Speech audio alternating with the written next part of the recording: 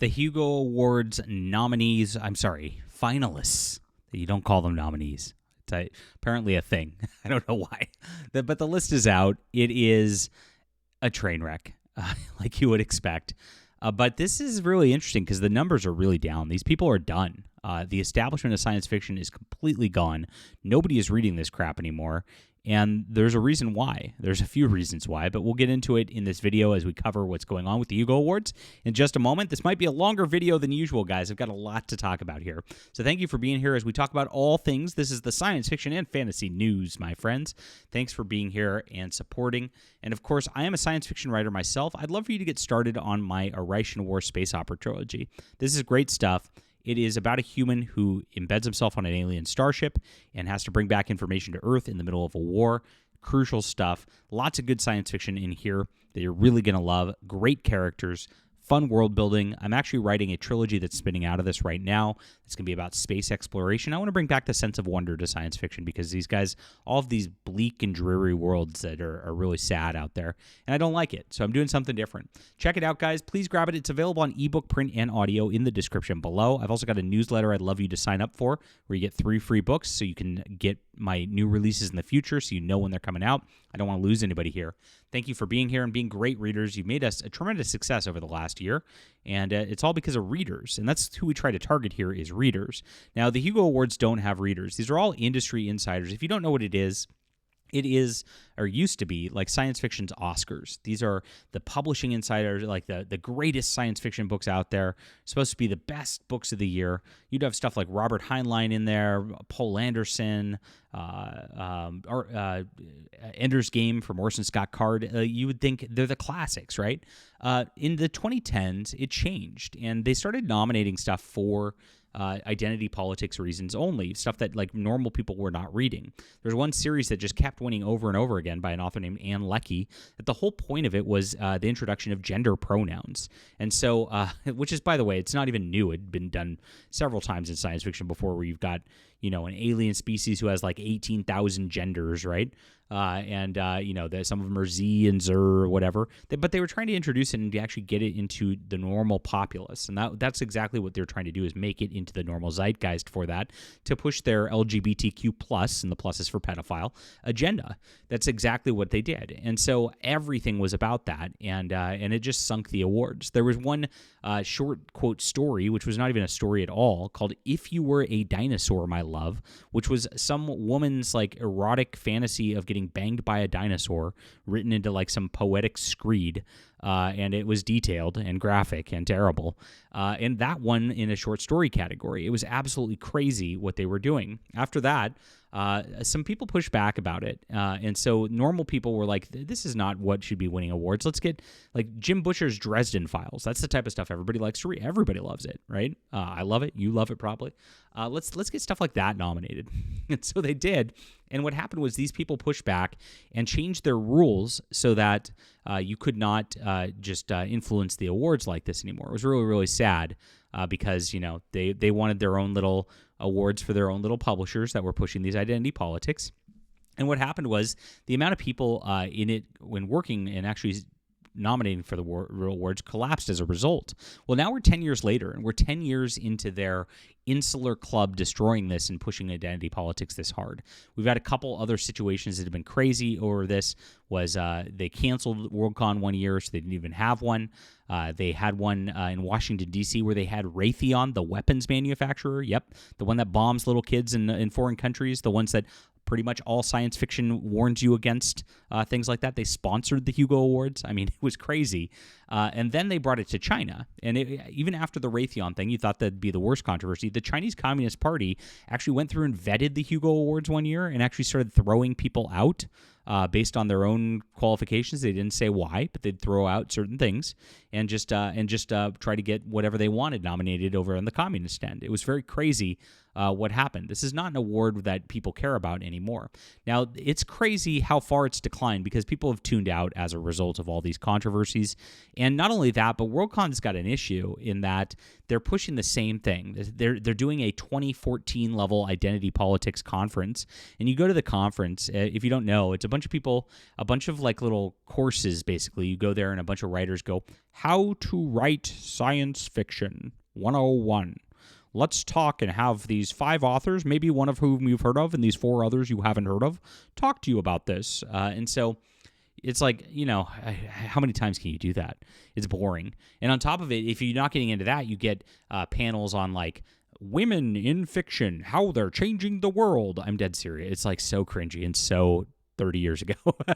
LGBTQs in fiction, and they go down the list of every single minority. There's never any white males in fiction or anything like that. I actually I signed up to try to go this year, and they declined having me on a panel. Now it's funny because this video is going to get more views than any panel they have at WorldCon this year. So I'm going to reach a bigger audience anyway. It's stupid, but I've actually got a pretty big readership audience that's into science fiction. If they wanted to change things, they should have somebody like me in there try to revamp their programming to like get more people interested, because they really got to get with the times with the new media and stuff. It's not even new media anymore. I mean, YouTube's not a new thing, but this is where they're at. I'm the biggest influencer in science fiction, and yet yes, I'm not qualified. They'll put some author who is from Wakanda or whatever, who has like 5 readers because they want to clap for a black person. And that's what they're going to try to do. And that's exactly what they do. And that's what these awards have become. And so this is where they're at right now. So in 2016, those awards for the nominations had 3,695 ballots cast. So you get 5 finalists out of this, and so you'd have to split that between 3,695 people. That's a good amount of people. And actually before that, it was a lot higher. This actually started to decline in 2016 already, and it started to decline year over year, over and over and over again. Last year, so in 2024, we're 8 years later, it is 1,400, 200. Look at that. It's declined by like a third. This year, it's even worse. Look at this. Another 400 people just didn't cast ballots for this. So only 1,000 people cast ballots for the Hugo Awards. Now, if Tor Books probably has 1,000 people employed by them. So, I mean, it could just be these company employees putting up books that they want for their publisher at this point to get on this ballot. Getting nominated for, and this is for Best Novel. It gets even worse when you get into these other categories, and I'll show you. But for the Best Novel, which is the only one anybody ever cares about, if we're honest, we don't mince words here. You only needed 90 ballots to get nominated. I mean, gosh, I could have been nominated if I would have known and pushed my audience to do this. I'd be a Hugo Award nominee at this point. It's ridiculous. And gosh, 157 was the top one in the category that got it. So if you look at the novels, here we are. We got Adrian Tchaikovsky, Alien Clay. Service Model by Adrian Tchaikovsky. Twice? This guy is that good? I mean, there's something wrong here, right? You get your, and then most of you who are watching this are like, "Who's Adrian Tchaikovsky?" Yes, we'll get into it. Kayleen Bradley got on here, okay, with a this is like Sherlock. No, there's a different. We'll go over the books. Someone you can build a nest in. That's going to be riddled with identity politics. A Sorcerer's Come to Call T. Kingfisher. T. Kingfisher gets nominated every year. And look, Tor.com, Tor. It's almost like all these publishers just have their people do that. The Tainted Cup by Robert Jackson Bennett. So let's go to Alien Clay by Adrian Tchaikovsky. Now this one's actually got some readership. It doesn't have like huge. I mean, it's like if you go to like this is pretty solid. But if you go to like Christopher Rocchio, I'm sorry, I always pronounce that wrong. You go to his book One Sun Eater. He's got a little more than this. So he's got this is what the readers like right here for real. But here we are. You've got Alien Clay, and you've got Esquire Best of the Year right here. Maybe it is. I don't know. But this guy gets a lot of just really big insider. Publishers Weekly, Kirkish, Book Page, Christopher Paolini.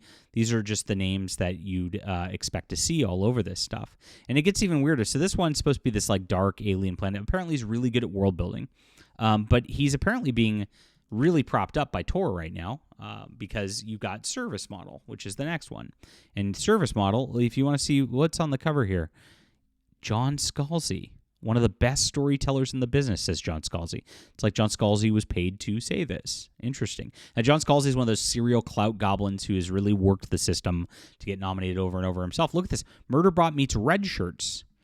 Again, that's a John Scalzi novel that won the Hugo Award. It's almost like these are not that interesting of things, and this is Murderbots is another Hugo Award winner. Martha Wells gets nominated over and over again. The same like small insular whisper network of people get nominated over and over again. So now we've seen this guy's obviously clearly a part of the Whisper Network, and so that's why he gets on there not once but twice. Oh wait, there's best series 3 times, once, twice, 3 times. A lady, very very crazy. On this level. So again, this guy's obviously worked the system with these people right here.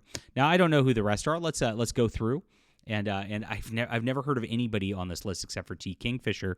And the only reason I know who T. Kingfisher is that woman is a LGBTQ rabid the minister, one of Barack Obama's favorite books of summer 2024. Oh. Okay, so this is an identity politics thing, 100% going to be subversive. What a terrible cover. As seen on CBS Mornings. Okay. There you go. That's why. Look at this, though. This one actually got read by a lot of people because, I guess, it got pushed by Barack Obama in TV and the like. A time travel romance. So it's a romance novel masquerading as science fiction. It's not real science fiction. It's someone you could build a nest in. Let's look at this, guys. What do we got here? Someone you could build a nest in. Again, what a weird cover. This one doesn't really have many readers. Maybe this is the one with 90 votes. Oh, unusual queer romance. Oh, it's not science fiction. About disability. You start to see a pattern here, guys. T. Kingfisher is also a Ursula Vernon is a like I said, always gets nominated. Tor Books, queer romance type of person as well. Same thing. The Tainted Cup here is a Sherlock Holmes, but a woman also. As a UK writer. So that's what we got there. So again, you only needed 90 votes. And probably these ones only had 90 votes on it to get there. Looks like the others might have had a little bit more. And I'm going to guess this person is going to win because, this is the only one with a lot of reviews. So there you go. You get into these other ones, and 75 to 135. You see how it starts to lower for Best Novella? Elliot to Bodard, always nominated. Look, all of them. Tor.com, Tor.com, Tor.com, Tor.com, Tor.com, and then T. Kingfisher again. You see what I'm saying? It's all just the same. So there's like 100 people who vote for the same people, and they're all with these companies, and they're all the same people voting for each other, is what it comes down to. These aren't the best science fiction out there. There's a lot better.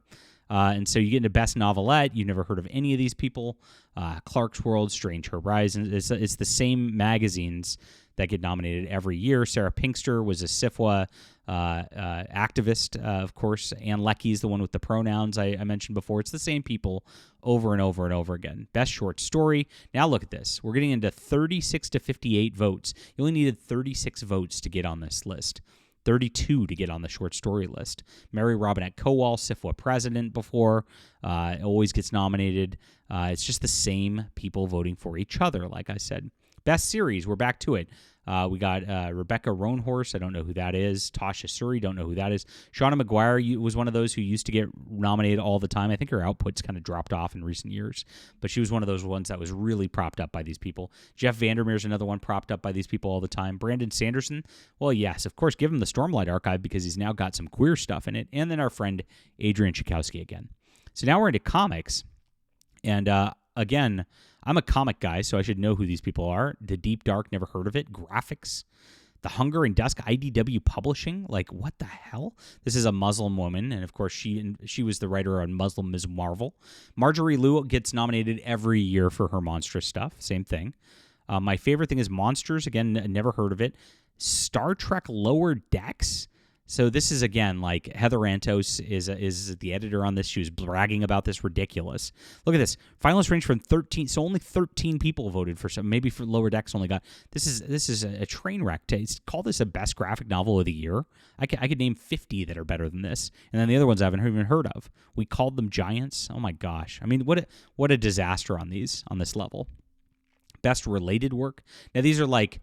this is an investigation into the Hugo nomination statistics. By the way, I broke all these stories about Neil Gaiman and what was going on last year with his with his his problems.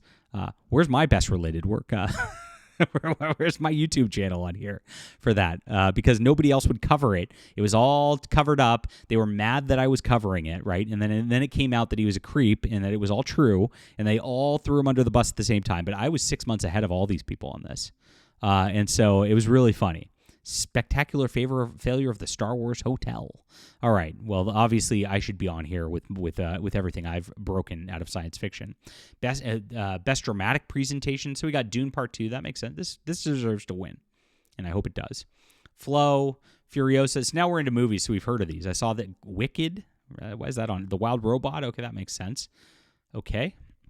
Then we got Star Trek Lower Decks, Star Trek Lower Decks, Doctor Who. Now, Doctor Who's a disaster, and Agatha all along. Now, the best science fiction on TV last year was Star Trek Prodigy. It was excellent. It deserves all 5 nominations for one of their episodes. But unfortunately, these people only know like the popular things, and it's only, again, 31 people voting on this at this point. Absolutely crazy. Best games, Dragon Age: The Veilguard, disaster. What the heck? I've never even heard of these other games. What is it? What's going on? But again, only 19 people voting on this, so who knows? Best editor, these are all the same people in the normal thing. No, only 28 people to vote on it, so who cares? 15 people voting on best editor long form. Wow. So nobody knows who these editors are. Best artist, only 14 people. Semi-Prozine, these are different magazines out there. 38 people voted on, 25 people, 24 people. 27, 16 for best fan artist. Nobody knows that. And best poem. Nobody read the poems. You got 11 of your friends to vote and you're a nominee. That's hilarious. Oh gosh. Best young adult book only has 18 people voting. This is crazy. Best new writer, only 28 people. So nobody's voting on these awards whatsoever. Some people knew the best novels, and that's it. And then and these people are all the same folk over and over again. Now, if they wanted to be serious, they would have put Fandom Pulse as best fanzine, because we are the ones that are breaking every cool story in science fiction and fantasy and the like. Make sure to subscribe to fandompulse.com if you don't already, or put me as best fan writer, because, again, they call this the news writers. I mean, they've got people on there. The people on those lists get not like combined, don't even get the same readership per month I do. Don't even get the same viewership per month I do. Combined. It's absolutely crazy.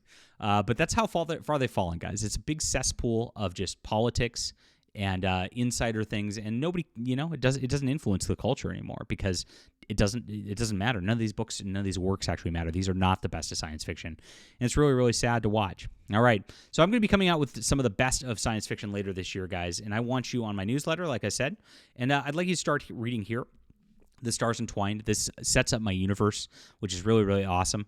Never get on the best series for Hugo Award, but we get a lot of cool readers like you, and I appreciate you for being here. So this is in the description below. Check it out, ebook, print, and audio. There's a full trilogy. Recommend reading the whole thing because it builds up very, very nicely. And thank you so much for being here and reading and being awesome. What do you think about these Hugo Award nominees? Let me know in the description below. Hit the like and subscribe button. We'll be back soon.